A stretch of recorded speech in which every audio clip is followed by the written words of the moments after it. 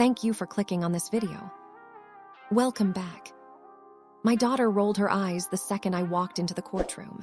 It was that slow, dramatic teenage roll that says, "You're pathetic." She leaned in toward him, her father, and whispered something behind her palm. They shared a laugh. My ex didn't even look at me. He was too busy adjusting his tie and pretending he wasn't on trial for ripping a life apart. Then the judge saw me. She froze. The gavel slipped slightly in her hand, and in a whisper so quiet I almost missed it, she said, "Is that her?"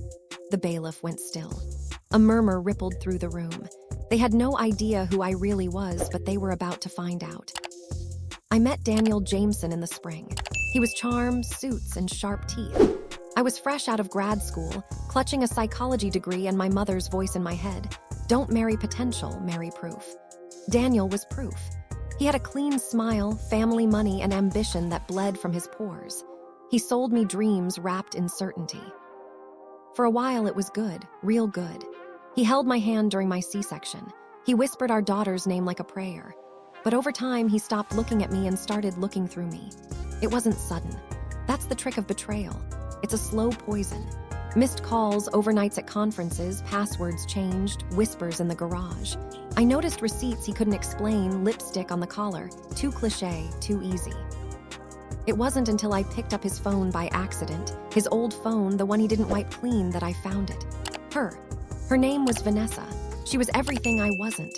Blonde, oblivious, and utterly taken by his recycled lines. But that's not what broke me. What broke me was the email he sent his lawyer. "We need full custody. She's unstable. She won't fight it. She can't afford to." He didn't want to divorce me. He wanted to erase me. I didn't cry. I didn't scream. I listened. And then I started building. I pulled every thread he thought I'd dropped. I started with a fake breakdown. Quiet, subtle, believable. I let him think I was unraveling. I stopped showing up to events. I forgot to pay bills. I took pills I didn't need. He documented everything exactly like I wanted him to. I gave him a performance so convincing he offered me a settlement in cash to go away quietly. While he watched me fall apart, I was building an arsenal. I went back to my maiden name. I took a job at a crisis center under the radar. I got certified in digital forensics. I started moonlighting with a private investigator who owed me a favor from years ago. 6 months in, I had his phone records, burner accounts, offshore transfers, and most damning of all, a signed affidavit from Vanessa. Turns out, she thought he'd leave me years ago. She didn't know he was using her, too. I kept everything quiet, filed in states he wouldn't expect, buried evidence in plain sight. Then I waited. I waited until he filed for full custody, until he brought my daughter into court and called me a danger to herself and others. Until he smiled at the judge like he was doing the world a favor by rescuing our child from me.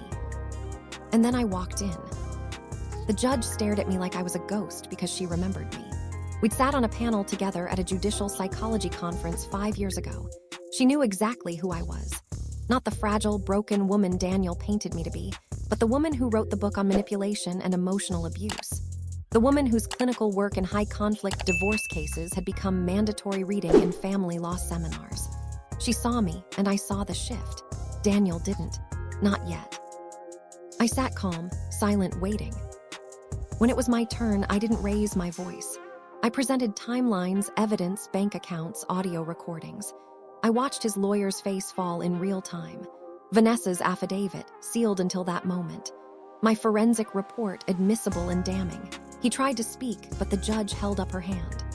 "Mr. Jameson, I suggest you remain silent for your own sake." And then she turned to my daughter, who looked at me, truly looked at me for the first time in years. The court awarded me sole custody. The financial fraud charges are still pending. Daniel's reputation is gone. He built a world on lies. I let him think he'd won until the world crumbled under his feet. I don't feel guilt. I feel precision. He underestimated me, weaponized my silence, tried to take my child and erase my name. Thanks for watching PastQuest. If you enjoyed the journey into history, don't forget to like, share, and subscribe for more amazing stories from the past. See you in the next quest.